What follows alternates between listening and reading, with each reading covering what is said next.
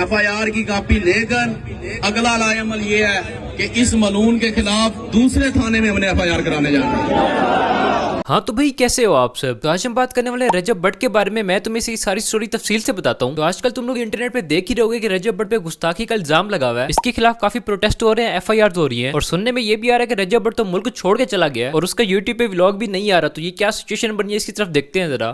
हाँ भाई, क्या हाल है सबका? ठीक ठाक? अच्छा जी, आज मेरी आखिरी रात है पाकिस्तान में। बड़ी याद आएगी आप सबकी। जल्दी मुलाकात होगी इंशाल्लाह। कुछ ही दिन पहले तुम लोगों ने ये वीडियो देखी होगी जिसमें रजब भट्ट और मान डोगर एक चर्च में ठहरे हैं और क्रिश्चियन कम्युनिटी के जो फादर होते हैं उनसे माफी मांग रहे हैं और सुलहनामा हो रहा है, क्योंकि रजब भट्ट और मान डोगर दोनों पे 295A का पर्चा हो गया था और वो पर्चा इस छोटी सी वीडियो की वजह से हुआ है। बोतल पी रहा तो पुलिस वाला डाला है तो मैं क्या चल बह तेन नहीं पता रोजे के कहता भाई असी ईसाई हुन्ने हैं।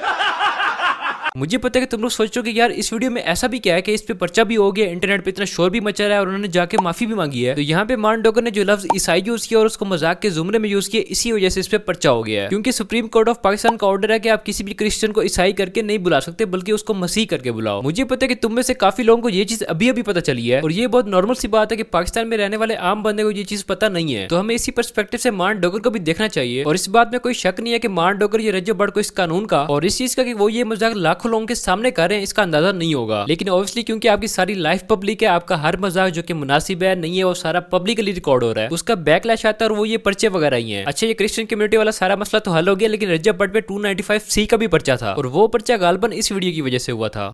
अल्लाह अकबर, अल्लाह अकबर, अल्लाह अकबर। ये सबाजान कौन है? बिस्मिल्लाहिर्रहमानिर्रहीम, अल्लाह अकबर।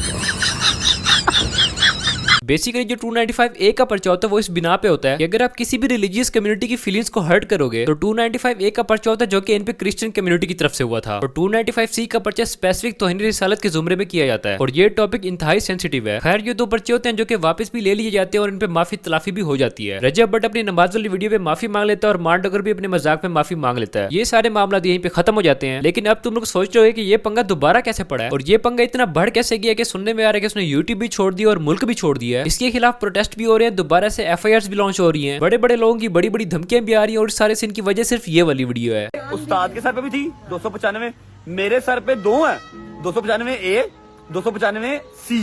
जो हमारा आज परफ्यूम लॉन्च होने जा रहा है उसका नाम भी 295 ही है, लेडीज का भी है और जेंट्स का भी है। तो यहाँ पे भाई साहब काफी ज्यादा कमअक्ली का मुजाहरा कर रहे हैं कि वो 295 के पर्चे को ग्लोरीफाई कर रहे हैं जो कि एक मजहबी पर्चा है और ये चीज ग्लोरीफाई हो रही है लाखों लोगों के सामने। अब इस चीज पे बहुत ज्यादा रिएक्शन भी आ रहा है डिफरेंट जगह से और इस चीज के होते ही रजब भट्ट ने फौरन से माफी भी मांग ली है। कुछ दिन पहले मैंने अपना परफ्यूम 295 के नाम से लॉन्च किया था। इसमें मेरा हरगिज मकसद कानून नमूसे रिसालत 295A, 295C को मैं बिल्कुल इंकारी नहीं हूँ। मेरा बिल्कुल मकसद ये नहीं था कि मैं 295A या 295C जिस रिसालत के तहत ये लगती है कि मैं उसका इंकारी हूँ, नहीं, ऐसा बिल्कुल हरगिज नहीं है। मेरे इन अल्फाज से अगर किसी मुसलमान की भी दिलआज़ारी हुई है तो मैं आप सबसे भी माफी मांगता हूँ और अल्लाह अपने और अपने हबीब के सदके मेरी तौबा को कबूल फरमाए और मुझे माफ कर दे। अब जब इससे रिलीजियस मिस्टेक्स बार बार हो रही हैं तो इससे एक चीज तो जाहिर है कि इसमें तो अकल है नहीं, लेकिन इसका मतलब ये बिल्कुल नहीं है कि हम भी कम अकल के बैठ जाएं और मामले की रियलिटी के बगैर सेंसिटिव चीजों पे फैसले देना शुरू कर दें। लोगों ने इस 295 परफ्यूम के बिना पर रजब भट्ट पे गुस्ताखी का इल्जाम लगाना शुरू कर दिया है और मेरे ओपिनियन में हमें यहाँ जज्बात से नहीं बल्कि अकल से काम लेना चाहिए, क्योंकि ये मामला इंतहाई सेंसिटिव है। मेरे ओपिनियन में रजब भट्ट ने गलती की है लेकिन गुस्ताखी नहीं की। देखो, मैंने खुद रजब भट्ट को बहुत बार फैमिली व्लॉगिंग पे क्रिटिसाइज किया है जो कि करना बनता भी है, लेकिन यहाँ पे मुझे उसका तौहीन वाला कोई सिनेरियो नजर नहीं आ रहा, क्योंकि मेरी अकल नहीं मानती कि एक बंदा जिसके 6 मिलियन सब्सक्राइबर्स हो और वो मुसलमान है और वो पाकिस्तान में रह रहा हो उसमें थोड़ी सी भी जुर्रत होगी तौहीन करने की, और ना ही इस चीज का कोई सबूत है। क्योंकि एक परफ्यूम का नाम 295 रखना और उसको ग्लोरीफाई करना गलती तो है लेकिन गुस्ताखी नहीं है। इस गलती पे उसने माफी भी मांग ली और हमें थोड़ा सा नियतों को भी देखना चाहिए, जो कि बजाहिर हमें ये नजर आती है कि रजब भट्ट सिद्धू मूसेवाले का फैन है, उसको अपना उस्ताद भी मानता है और सिद्धू मूसेवाले पे भी 295 का पर्चा था और उस पर एक गाना भी बना हुआ जो कि काफी मशहूर है। अब ये अलग बात है कि 295 का मतलब इंडिया में कुछ और है और पाकिस्तान में कुछ और है, और यही बात रजब भट्ट को समझ नहीं आई कि बजाहिर तो वो सिद्धू मूसेवाले से इंस्पायर होकर अपने परफ्यूम का नाम 295 रख रहा है और इस चीज को ग्लोरीफाई भी कर रहा है कि मेरे उस्ताद में भी पर्चे थे, मेरे भी वही हैं। उस्ताद के सर पे भी थी